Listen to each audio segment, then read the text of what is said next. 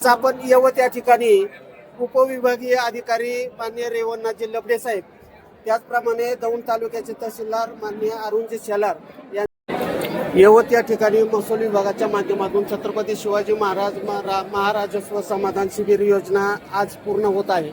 आज या शिबिराचं आपण उद्घाटन केलेलं आहे आणि या शिबिरामध्ये यवत पंचक्रोशीतील अनेक नागरिकांनी, शेतकऱ्यांनी मोठ्या संख्येने सहभाग नोंदवलेला आहे। बऱ्याचशा नागरिकांनी या ठिकाणी अर्जही दाखल केलेले आहेत की जेणेकरून भोगट वर्ग 2 आणि 7/12 दुरुस्ती या शेतकऱ्यांमध्ये या संदर्भामध्ये बरीचशी चर्चा आहे आणि 7/12 दुरुस्ती किंवा भोगट वर्ग 2 करण्यासाठी त्याला लाभ घेण्यासाठी पुढील काळामध्ये त्यांना काही उपाययोजना कराव्यात या संदर्भात आणि ह्या आजच्या शिबिराचं नेमकं शेतकऱ्यांसाठी काय नियोजन आहे। आज आपण यवत या ठिकाणी छत्रपती शिवाजी महाराजस्व अभियान समाधान शिबिराचं आयोजित केलेलं आहे। शासनाच्या निर्देशानुसार माननीय महसूल मंत्री असतील, माननीय जिल्हाधिकारी महोदय असतील यांच्या सूचनेनुसार आपण 7 आणि 14 मार्चला दौंड तालुक्यामध्ये शिबिर आयोजित केलेले आहेत। त्यानंतर 10 आणि 17 एप्रिलला देखील आपण शिबिर आयोजित करणार आहोत। 8 आणि 15 मेला तालुक्यामध्ये आपण वेगवेगळ्या ठिकाणी शिबिर आयोजित करणार आहोत। यामध्ये आपण ज्या पद्धतीने सांगितलं, वर्ग 2 जर जमीन असेल तर ती शेतकऱ्याला अर्ज आणि शासनाचं जे काही प्रीमियम आहे मूल्य भरून ती वर्ग 1 करता येईल असा प्रस्ताव जर दाखल केला तर तो आपण तातडीने मंजुरीसाठी आपण तो माननीय जिल्हाधिकारी महोदय यांच्याकडे पाठवूयात। त्याचप्रमाणे यामध्ये आत्ताच आपल्याला माहिती आहे 10वी आणि 12वीच्या परीक्षा येत्या काळात सुरू आहेत आणि त्यांना वेगवेगळ्या ठिकाणी ॲडमिशन घेण्यासाठी दाखले लागत असतात। हे दाखले आपण वेळेत देता यावेत, त्या त्यांची अडचण होऊ नये म्हणून आपण या शिबिराच्या माध्यमातून हे दाखले आपण देणार आहोत घरपोच या शिबिराच्या ह्याच्यामध्ये।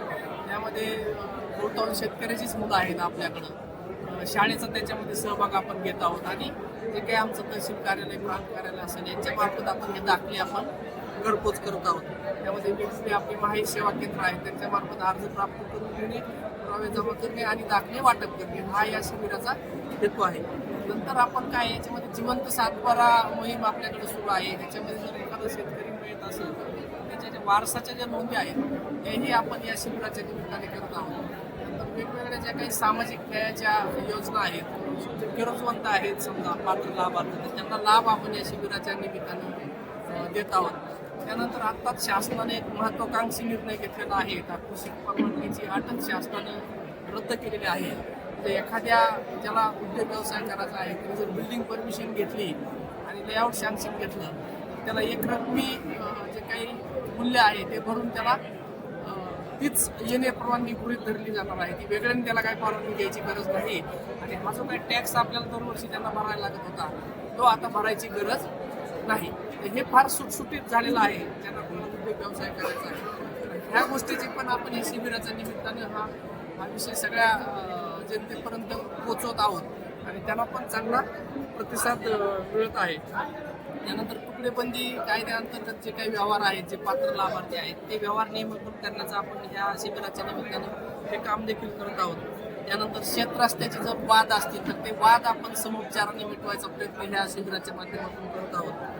नंतर ॲग्री स्टॅकमध्ये नाव नोंदणी करणे, आधार अपडेशन करणे, रेशन कार्ड एखाद्या मुलाला पाहिजे असेल ते आणि आरोग्य तपासणी असेल, ह्या सगळ्याची जोड करून आपण हे शिबिर यशस्वी करून सगळ्या शेतकऱ्यांपर्यंत, जनतेपर्यंत, शासन त्यांच्या दारापर्यंत पोहोचण्याचा प्रयत्न या शिबिराच्या माध्यमातून आपण करत आहोत। आज शिबिर संपन्न होत आहे आणि या ठिकाणी यवत पंचक्रोशीतील बऱ्याचशा शेतकऱ्यांनी या शिबिरामध्ये सहभाग नोंदवलेला आहे, परंतु या शिबिराचा लाभ घेऊ शकणारे नाहीत अशा लोकांसाठी काय सांगाल?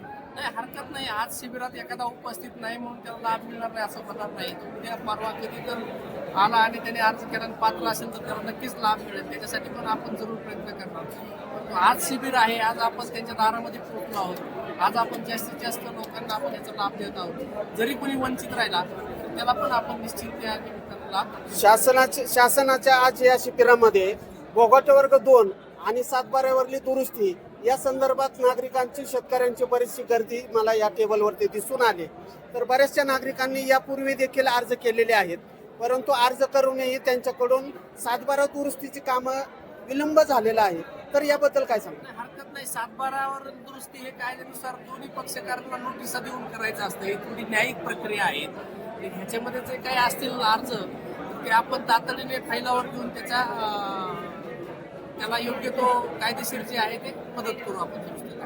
दुसरा मुद्दा महत्वाचा असा आहे, बोगट वर्ग 2 ही प्रक्रिया पूर्वीप्रमाणे फार शेतकऱ्यांना अशी जाचक होती की त्यांना असं वाटायचं जिल्हा कार्यालयामध्ये जाऊन त्याचे अर्ज करून त्याला बराच वेळ लागतो.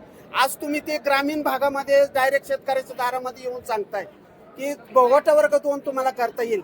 तर त्याच संदर्भामध्ये शेतकऱ्यांना काय सांगता? नाही, असं आहे, बऱ्याच शेतकऱ्यांना माहिती नव्हतं किंवा की बोगटा 2चा वर्ग 1 करता येतं यातला नाही. आता 75च्या काळात शासनाने याच्यामध्ये बरेच अमेंडमेंट आणलेले आहेत कायद्यामध्ये.